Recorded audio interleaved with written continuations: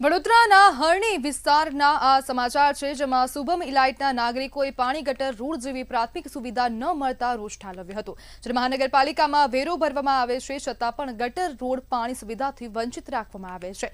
ઉડતી ધૂળની ડમરીઓથી નાગરિકોને શ્વાસ લેવામાં તકલીફ પડી રહી છે। ત્યારે નાગરિકોએ કોર્પોરેટર, ધારાસભ્ય, મહાનગરપાલિકાના સત્તાધીશોને અનેકવાર રજૂઆત કરવા છતાં પણ કાર્યવાહી ન કરતા હોવાનું નાગરિકોએ જણાવ્યું છે। स्मार्ट सिटी नो अंधेर वहीवट। वडोदरा शहर ने स्मार्ट सिटी बनावा प्रधानमंत्री नरेंद्र मोदी और गुजरात सरकारना मुख्यमंत्री भाई पटेल करोड़ों रुपयानी ग्रांट आपे छे, परंतु हजू पण स्मार्ट सिटी वडोदराना स्मार्ट विकसित विस्तार हरनीमां हजू नथी पानी अने ड्रेनेजनी सुविधा आपवामां आवी रही।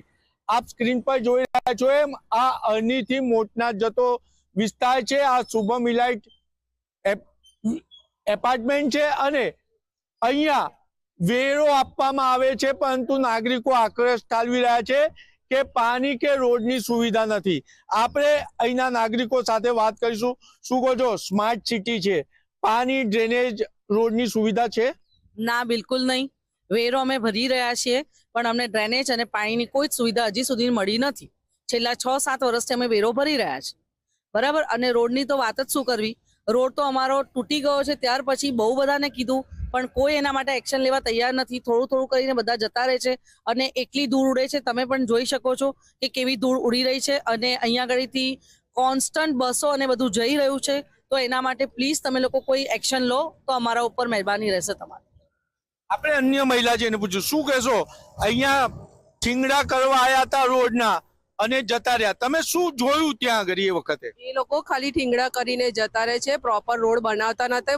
બનાયેલા રોડ અમે પણ બનાવેલો તોડી નાખીને ગયા છે અને જ્યારે કરીએ છીએ તો હા કરીશું કરીશું કરીને કોઈ જ અમને ફેસિલિટી આપવામાં આવી નથી રહી। અહીંયા આગળ અમે લોકો પરેશાન થઈ ગયા છે। અમારા ઘરમાં એકલો નર્યો સિમેન્ટ બધાને હેરાન કરી મૂક્યા છે। એટલે પ્રોબ્લેમ છે અત્યારે, શ્વાસની તકલીફ વાળાને બહુ જ પ્રોબ્લેમ થઈ રહેલો છે। અને કેવો છોકરો કામ કરી રહ્યો હતો? 11 વર્ષનો છોકરો અહીંયા આગળ લેબર વર્ક કરી રહેલો છે અને ગવર્મેન્ટે, પ્રધાનમંત્રીએ ના પાડી છે કે લેબર વર્ક કરવાનું નથી, છતાં બી આ ગવર્મેન્ટ કરાવી રહેલી છે બરોડાની વીએમસી। વેરો નહીં ભરે તેવું પણ નાગરિકો કહી રહ્યા છે। જ્યારે વેરાનું વળતર જ ના મળતું હોય તો વેરો શું કામ? અને પ્રધાનમંત્રી કહે છે કે છેવાડાના નાગરિક સુધી સુવિધા, પરંતુ સ્માર્ટ સિટીમાં જ નાગરિકો સુવિધા માટે વલખા મારે છે અને કોન્ટ્રાક્ટરમાંથી કોર્પોરેટર બનેલા લોકો રાજમહેલ બનાવી રહ્યા છે। કેમેરામેન મિલિંદ મેલે સાથે નિલેશ બ્રહ્મભટ્ટ, મંતવ્ય ન્યૂઝ, વડોદરા। સુરત શહેર એક તરફ સ્વચ્છતા સુપર લીગમાં સ્થાન મેળવી દેશભરમાં